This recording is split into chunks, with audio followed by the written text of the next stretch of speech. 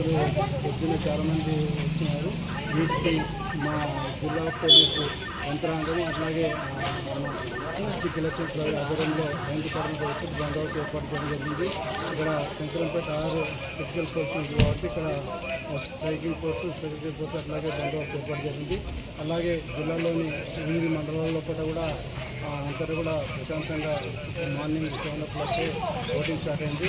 మరియు ఓటర్లు అందరూ కూడా స్వచ్ఛందంగా వచ్చి ఓటు వినియోగించుకుంటున్నారు. ముఖ్యంగా గ్రామ పంచాయతీలు వార్డు మెంబర్స్ ఎక్కువ గ్రామానికి ఇంపార్టెంట్ కాబట్టి అందరూ కూడా ఉత్సాహంగా పాల్గొంటారు. దీనికి మా జిల్లా ఎస్పీ గారి ఆధ్వర్యంలో ప్రతిష్టాపనలో ఏర్పాటు చేయడం జరిగింది. సిఆర్టీ టీమ్స్, తర్వాత ట్రైకింగ్ ఫోర్సు, స్పెషల్ ట్రైకింగ్ ఫోర్సు ఏర్పాటు జరిగింది. జిల్లాలో సెకండ్ ఫేజ్లో 34 సెన్సిటివ్ ఫిజికల్ పోలింగ్ స్టేషన్స్ ఉంది.